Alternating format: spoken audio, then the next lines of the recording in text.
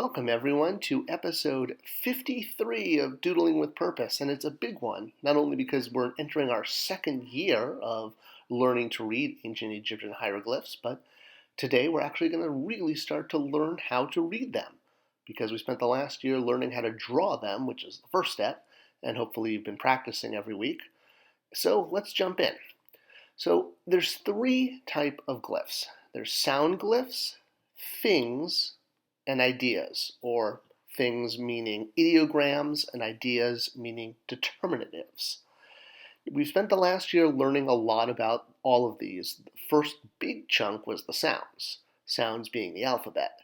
And there's, we did about 140-ish sounds. There's the single consonants, there's the double consonants, and there's the triple consonants. There's a couple examples at the very bottom of this image of some of those. And then there's the ideograms. Ideograms are things that actually mean what you're seeing, and sometimes they can be both. And then there's the determinatives. Those are the signs that come at the end of a word that tell you kind of what category of word it is. If it's a word about movement, if it's a word about a person or their attributes, and we'll get more into this as we go. So the easiest part of reading is just straight up reading. If you were going to read, say, the name of a king or a queen like Ptolemy or Cleopatra, you'd be able to piece that together just by pronouncing the letters as we've been learning all the letters and all the sounds. So in this case, it shouldn't be too difficult to read Cleopatra there at the bottom, with the K, L, E, U, P, A, D, T, R, and A sounds.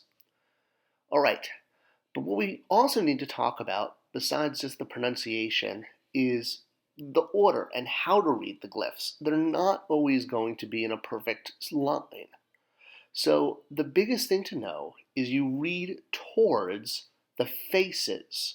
So whether it's a person's face or an animal's face, you're going to read into the face, if you will, whatever direction they're facing. Because as we mentioned in I mentioned in several of the previous lessons, as if I have like a whole crew here, glyphs can be written either direction, left or right to left, which means you really need to learn to draw them in both directions. So let's look at two quick examples.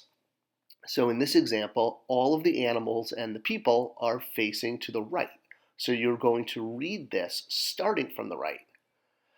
And in this case, they're all facing to the left. So you would start to read this from the left with the feather first. All right, but glyphs can also be in columns. The thing about hieroglyphs is they were written on stone, and they had to work around whatever surface they have. It might have been longer, bigger, shorter, so that meant hieroglyphs had to be flexible. So when reading, whichever direction you're starting with, let's say it's to the left, you're going to go straight in order, reading glyphs that are at the top first and the bottom second. So if a glyph appears on top of another glyph, it's read first. So if it was a stacked column, you would read like this. The one on the left at the top first, the one on the right bottom last, in two different columns here. So this would just be, an example. I know these are Mayan glyphs, but they're read the same way as Egyptian glyphs. And we're assuming that, of course, the animals here are looking to the right, meaning you're starting with the left. All right, so if you also have glyphs that go around, you're going to go starting from whichever direction they're looking, in, and then you'll go down. And then you'll start over again on the left side. This is also because, again, hieroglyphs were written on stone, so they had to basically, they didn't have unlimited paper space. They had to make the glyphs work for the area. All right, so we're going to talk about a very important word, ma'acharu, or ma'akaru. This is basically the word in ancient Egyptian for rest in peace. It literally translates to true of voice. Ma'a is true and haru is voice. Or it also means the justified, which is what you wanted to say about someone when they pass, if they were true of voice. So let's look at this. As I noted, hieroglyphs had to work around the space they had. And the flexibility of hieroglyphs didn't just mean flexibility as far as space, where you would stack glyphs, but it also had to do with how you would write out words. There's no one set way to write a word. So ma'aharu, let's look at that. So starting from the left, so we've got the glyphs for ma, and then what looks like the L there, that's also ah, and then the hand ah. The next one, the circle, is hu, and then the R, the mouth, r. The next one is the or, haru. The chick, which is u, and then the person at the end is the determinative, pointing to his mouth, showing that this is a word someone speaks. So if we're going to read these in order, it would go from left to right because the chick and the person are looking towards the left. So you would start from the left there. Now, this is also Ma'at Haru.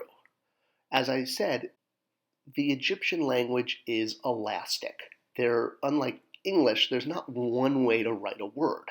So if they have more space or less space, then they could expand or shrink the number of letters, which is why often in words you'll see letters with the same words as complements. And we'll get more into that next week. But what I just want to express this week is the fact that words in general in Egyptian are elastic. They can expand and they can contrast. You can find ways, and you'll see, because they were written on stone, that there's multiple ways of writing out the same word. Again, this is also Ma'at Haru. It just uses fewer glyphs to express the exact same word. In this case, again, you've got ma, ah, and the or for haru. We've left out some of the other sounds, and like the R that we had in the first version, but it's still there. And again, if you're going to bring it down to just two glyphs, you could write ma'aharu this way. And this is actually a very common way you'll see it written when there's not as much space. All right, so that was our first look at words. We are just scratching the surface on how to read hieroglyphics. But if you take away from this lesson two things, that the words are elastic and that you look to see where the animals and people are facing to know your direction. If you like this video and series, please do give it a like and a subscription. It tells YouTube to share it with more people, and that's what we like doing, is sharing knowledge. Thanks for watching, and we'll be back next week for more Doodling with Purpose.